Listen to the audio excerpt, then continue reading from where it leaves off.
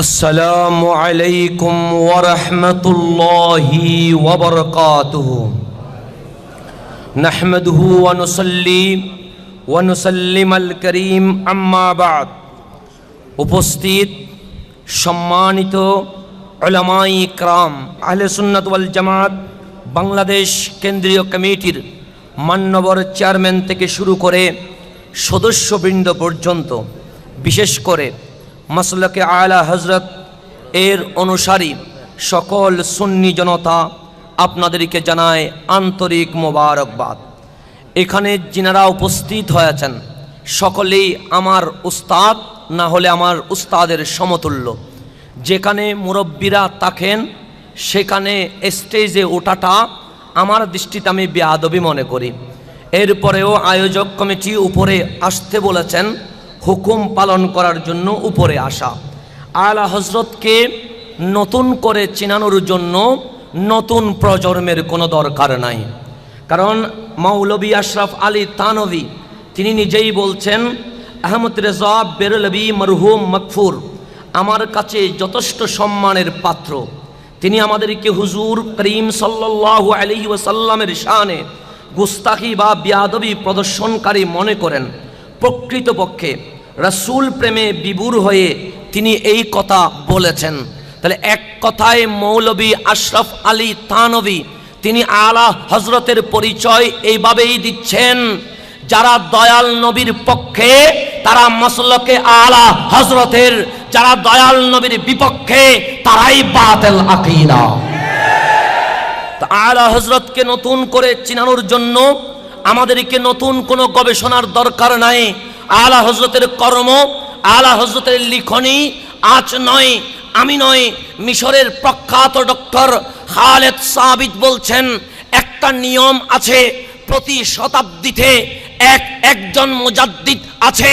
খালেদ সাবিত বললেন, আমি গবেষণা করে এই কথা বলতে বাধ্য হলাম, যদি আল্লাহ কিয়ামত পর্যন্ত আর মুজাদ্দিদ না পাঠায়, উম্মতের আর মুজাদ্দিদ লাগবে না। এক আলা হযরত কিয়ামত পর্যন্ত ওনার কিতাব উম্মতের ফয়সালার জন্য যথেষ্ট। সেই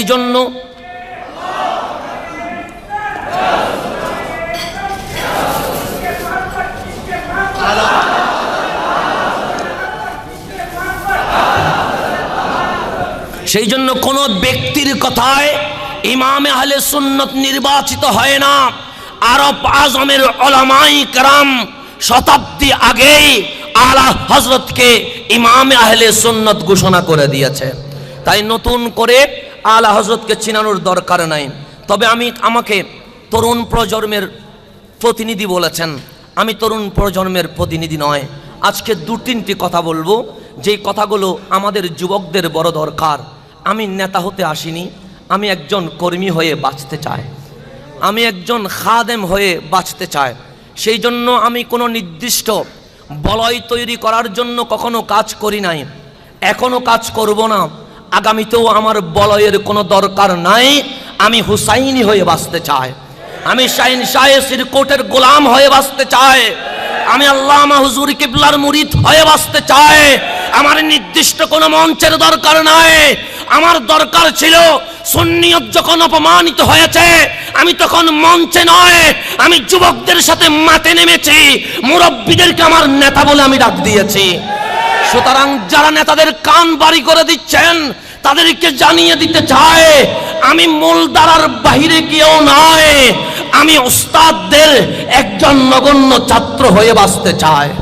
সুতরাং আমি নেতা নয়, আমি একজন কর্মী, আমি কোনো নেতৃত্ব দিতে চাই না। সেই জন্য আহলে সুন্নাত ওয়াল জামাত বাংলাদেশ যেই কেন্দ্রীয় কমিটি আছেন ওনারাই আমার নেতা। আহলে সুন্নাত ওয়াল জামাত ওনারাই আমার মূল। আঞ্জুমান রহমানিয়া ট্রাস্ট ওনারা আমার মূল। গাউসিয়া কমিটি এটা আমার মূল। এই মূল ধারা থেকে বের হয়ে নতুন কোনো দল করার ইচ্ছেও নাই, সামনেও ইচ্ছে থাকবে না। সেই জন্য আমরা আমার বাবা থেকে শিখেছি, বাবা আমার শাহিন শাহের কোটের কদমে আমরা নসল বা নসল এসেছি। আমাদের আগে যা ছিল আমরা সব বাদ দিয়ে দরবারের গোলাম হয়েছি। কখনো নেতা হতে চাইও না, আওলাদ রাসূলের গোলাম হয়ে জিন্দেগি পার করে দিও, এতেই তোমার সফলতা রয়েছে। এটাই আমার